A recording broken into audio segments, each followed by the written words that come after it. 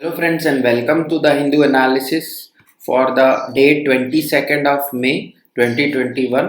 आज के important news हम देखेंगे। उसके पहले फ्रेंड्स, यदि आपको वीडियोस अच्छी लग रही हैं तो लाइक ज़रूर कर दीजिएगा और यदि आप चैनल पर नए हैं तो सब्सक्राइब कर लीजिए। That's all from my message. मैं ये वीडियो आप लोग के लिए लेकर के आता हूँ। आज की न्यूज़ बहुत इंपॉर्टेंट है, बहुत सारी अच्छी न्यूज़ हैं। सो बी विथ मी और चलिए स्टार्ट करते हैं आज का वीडियो।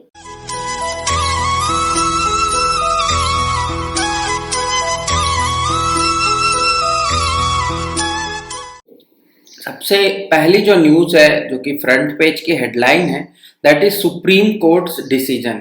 सुप्रीम कोर्ट ने पर्सनल गारंटर्स को भी कॉर्पोरेट डेब्ट के लिए लायल घोषित किया है। जो कि insolvency and bankruptcy code norms है, वहां पर ये चेंजेस लाया गया था। तो सुप्रीम कोर्ट ने एक डिसीजन दिया है और गवर्नमेंट के जो मूव था to allow the lenders to initiate the insolvency and proceedings against the personal guarantors, उनको भी वो कहा है कि इसमें शामिल किया जाए।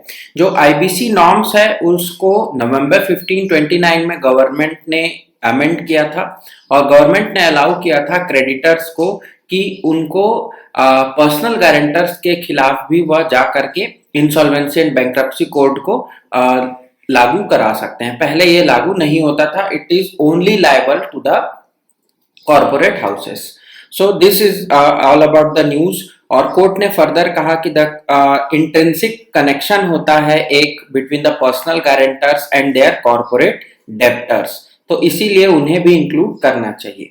फिर एक सेक्शन है that is section 60 of 2 of the code, वो रिक्वायर करता है कि bankruptcy proceedings of the corporate debtors and their personal guarantors to be held before a common forum, that is NCLT, that is National Company Law Tribunal। ये हमने देखा हुआ है last के 2 वीडियोस में, आप जरूर जाकर के देख लीजिएगा। एनक्लेट के बारे में मैंने आपको बताया था। तो दोनों की प्रोसीडिंग्स जो है वह एनक्लेट ही क्या करेगा, जो फोरम है उस पर ही होगी, ठीक है। और आईबीसी जो है उसको अब टाइट करने का जो काम है वह सेंट्रल गवर्नमेंट ने किया था और सुप्रीम कोर्ट ने उसे वैलिड एंड लीगल करार दिया है, ठीक है। तो this is all about the news.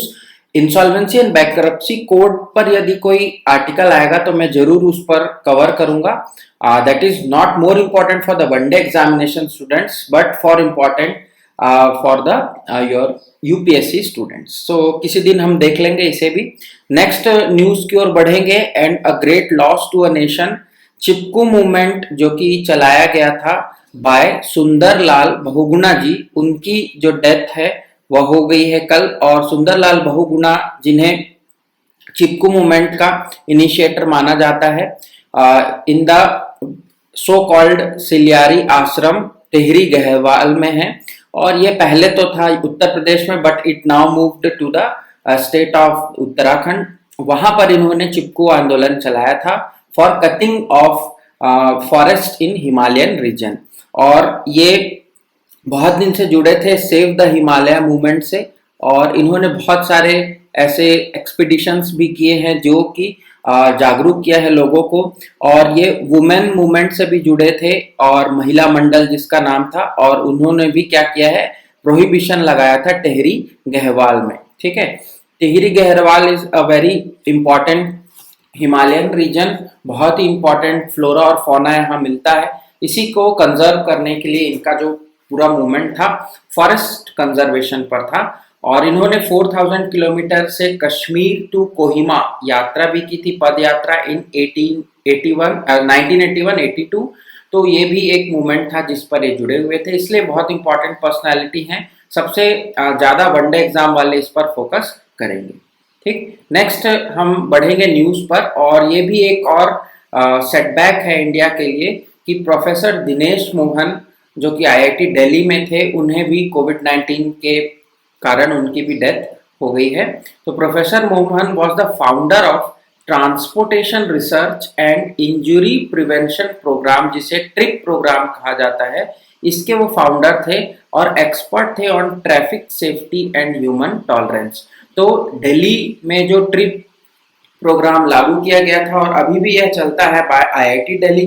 उनके ये फाउंडर थे, तो इसीलिए ये क्वेश्चन भी आपसे पूछा जा सकता है कि who was the founder of trip, और ट्रिप क्या है, तो आपको वहां लिखना पड़ेगा। और फर्दर उन्होंने आईआईटी दिल्ली ने कहा कि he was a great humanist and fervent supporter of individual rights. Delhi Declaration on People's Right to Safety is one such example. उनसे भी ये जुड़े थे, तो Delhi declaration on people's right, इसको भी आपको याद रखना है। इट में ऑल्सो भी आस्क्ड, इसलिए मैंने इसे किया। और ट्रैफिक मैनेजमेंट पर इनका बहुत अच्छा काम था, लाइफ टाइम में जुड़े रहे, तो इसीलिए he was a important man. अब हम बात करेंगे अगली न्यूज की, और अगली न्यूज है हमारे मिडिल ईस्ट से, और वहां पर एक अच्छी खबर है कि इजराइल और हमास जो है अब वह सीज फायर के लिए अग्री हो गए हैं after the 11 days of fighting. तो ये जो एग्रीमेंट था ये इजिप्ट के द्वारा इनिशिएट किया गया था, और नेगोशिएशंस को स्टेबिलिटी अभी भी नहीं है और अनक्लियर है कि ये कब तक चलेगा। But now the fighting has been stopped. Bombing जो हो रही थी दोनों साइड से वो अब स्टॉप हो गई है। 11 डेज की बॉम्बिंग में लगभग 243 पीपल्स को अपनी जान गंवानी पड़ी, including childrens, womens and mens. तो it was a very bad thing कि आप जनरल पब्लिक को अपने जो दो नेशन की फाइट है उसके बीच में लाते हैं। फाइटिंग में जो देखिए 243 कैजुअलिटीज हुई गाजा में, और 66 चिल्ड्रंस भी वहां थे, 1900 इंजर्ड हुए, 12 डेथ्स हुए इसराइल में, 4000 रॉकेट दागे गए हमास के द्वारा, और 350 जो है वो इंजर्ड हुए इसराइल में। तो ऐसा नहीं कि केवल हमास को या गाजा को नुकसान हुआ है, बट ऑल्सो द इसराइल। तो कभी भी एक युद्ध दोनों ही पक्षों के लिए जो है हानिकारक ही होता है, कभी भी वो फायदेमंद साबित नहीं होता। इसके बाद थोड़ा सा हम लोकेशन देख लेते हैं। तो ये आपको दिख रहा होगा, ये जो है वो मेडिटेरेनियन सी है, जैसा कि आप देख सकते हैं, और उसी से ही लगा हुआ है ये गाजा स्ट्रिप। ठीक है, ये वाला जो स्ट्रिप है ये गाजा स्ट्रिप है, और यहीं पर ही फायरिंग हो रही थी। ये आपका इजराइल है, ये वेस्ट बैंक है, और यहाँ पर है Jerusalem, that is the capital, और ऊपर में लेबनान, सीरिया। ठीक है, तो ये इनके नेबरिंग कंट्रीज है। इसराइल से कौन कौन सी कंट्री यदि जुड़े हैं तो इजिप्ट आपको याद रखना है, और ऊपर में यदि पूछेंगे तो लेबनान याद रखना है। तो this is all about this news. Location भी आपको पूछा जा सकता है, और इस बार क्योंकि ये फाइट हुई है तो it is an important geographical question you may be asked in the examination. ठीक है, अब हम आगे बढ़ेंगे। Next news is about a group that is the Myanmar refugees, जिन्होंने शरण ली हुई है मिजोरम में, और उन पर भी अब कोविड-19 जो है वो अफेक्ट डाल चुका है। कोविड-19 से वहां डेथ हुई है। अब अराउंड 15,500 जो है वह आइजोल में आकर के रिफ्यूजी कैंप्स में रुके हुए हैं। They are the Myanmar nationals who fled a military crackdown since the coup. ठीक है, वहां पर जो मिलिट्री का क्रैकडाउन चल रहा है म्यांमार में, वहां पर के कारण वह आकर के यहाँ रुके हुए हैं। अब मिजोरम गवर्नमेंट जो है वह कैच 22 सिचुएशन में आ गई है। What is catch 22? कि दोनों तरफ से उन्हें जो है वह फोर्स हो रहा है। एक तरफ तो मिनिस्ट्री ऑफ होम अफेयर्स बोलती है कि किसको भी आप अंदर आने नहीं देना है, रिफ्यूजीज को, लेकिन वहाँ के जो लोकल्स हैं वह असिस्ट कर रहे हैं, एकोमोडेट कर रहे हैं दिस म्यांमार नेशनलिस्ट। सो यहाँ पर उनके लिए एक सिचुएशन बहुत क्रिटिकल हो गई है कि किसको आप सपोर्ट करें। ठीक है, हालांकि ह्यूमैनिटेरियन ग्राउंड्स पर यह किया जा रहा है कि मानवता के नाते उनकी मदद की जा रही है due to this pandemic situation, but according to the central government directives आपको कोई भी रिफ्यूजीज को अलाउ नहीं करना है। अब ये रिफ्यूजी इंपॉर्टेंट है और इनकी कम्युनिटी, क्योंकि ये क्वेश्चन आपको पूछा जा सकता है, ये पूछता है, यूपीएससी फेवरेट क्वेश्चन है। रिफ्यूजीज जो है वह चिन कम्युनिटी को बिलोंग करते हैं, और चिन कम्युनिटी जो है वो एथनिकली रिलेट होती है the dominant Mizos of Mizoram और Kuki Zomi tribe people in Manipur. तो मिजोरम और मणिपुर के एथनिक ग्रुप्स हैं, चिन कम्युनिटी पे हैं, but they belong to the Mizoram and Manipur tribes. तो ये तीनों चारों नाम आपको याद रखना है, जो कि इट में be asked in the match making specially by the UPSC. अब हम आगे बढ़ेंगे, और एक और ऐसे ही न्यूज है about this pandemic situation in the tribal group, जो कि उड़ीसा का ट्राइबल ग्रुप है और उसका नाम है डोंगरिया कोंड। डोंगरिया कोंड जो ग्रुप होता है that is a particularly vulnerable tribal group, जिसे आप पीवीटीजी भी बोलते हैं, ठीक है। तो this PVTG group belonging to Orissa now facing the कोविड-19 पॉजिटिव केसेस। और ये कहाँ रहती है? तो नियामगिरी हिल्स में रहती है of the Orissa Raigarh district. तो ज़्यादा इंपॉर्टेंट है दो चीज़ें, नियमगिरी हिल्स कहाँ है और दूसरा डोंगरिया खोंड ट्राइब कहाँ पर रहते हैं। खोंड्स जो हैं वह पर्टिकुलरली आपके उड़ीसा में ही ज़्यादातर पाए जाते हैं, उसमें भी ये डोंगरिया खोंड ट्राइब आपको याद रखना है। This may be asked in the examination. Then हम आगे बढ़ेंगे। Next news is about some appointments by the central government and the members were nominated to the Kalakshetra board. सुधा रघुनाथन, जिनकी फोटो आप यहाँ देख रहे हैं, उन्हें, जो कि कार्नेटिक वोकलिस्ट हैं, कार्नेटिक संगीत से जुड़ी हैं, कर्नाटक संगीत से, और इन्हें जो है और नैवेली संथाना गोपालन को क्या किया गया है? नॉमिनेट किया गया है for the governing board of the Kalakshetra foundation. Central government के पास ये अथॉरिटी होती है टू नॉमिनेशन ऑफ दिस कला क्षेत्र बोर्ड गवर्निंग मेंबर। और यहाँ पर हम देख लेते हैं कि कला क्षेत्र बोर्ड जो है वह क्या है, इंपॉर्टेंट क्यों है, जब नाम यहाँ आ चुका है। तो Kalakshetra foundation was formerly simply the Kalakshetra is an art and cultural academy dedicated to the preservation of traditional values in Indian art and crafts, especially in the field of Bharatnatyam dance and Gandharva Veda music.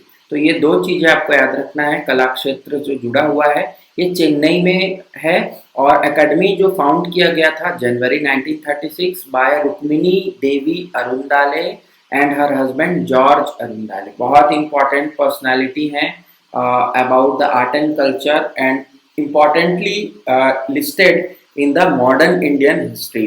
तो इनको भी आपको याद रखना है। अरुंदाले के guidance में institution जो है वो नेशनल और इंटरनेशनल रिकॉग्निशन मिला हुआ है उनके यूनिक स्टाइल और परफेक्शनिज्म के कारण। 1962 में कला क्षेत्र जो है वो नए कैंपस बसंत नगर में आ गया। खैर चेन्नई आपको याद रखना है, इतना डीप में आप याद नहीं रखेंगे तो भी चल जाएगा। जनवरी 1994 में पार्लियामेंट ऑफ इंडिया ने इसे इंस्टीट्यूट ऑफ नेशनल इम्पोर्टेंस का फाउंड रिकॉग्निशन दिया है, इसीलिए ही यह इंस्टीट्यूट इम्पोर्टेंट हो जाता है। इसका ही बताने का पर्पस यही था मेरा। INI या इंस्टीट्यूट ऑफ नेशनल इम्पोर्टेंस इन्हें घोषित किया गया है, that's why that is important for us. तो याद रखिएगा कर्नाटक संगीत से जुड़ी हुई हैं सुधा रघुनाथन, इनका भी नाम आपको याद रखना है। It may be also be asked in the examination. और यहाँ पर आप दो चार नाम और दिए हुए हैं, आप पढ़ लीजिएगा। वैसे तो बहुत सारे हैं इसमें, बट इम्पॉर्टेंट जो मेंबर्स हैं उनके नाम मैंने आपको बता दिए, जो दो तीन हैं वही आपको याद रखना है।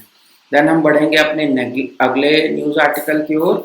The next news article is about Indian naval ship Rajput, जिसे डीकमीशन किया गया है।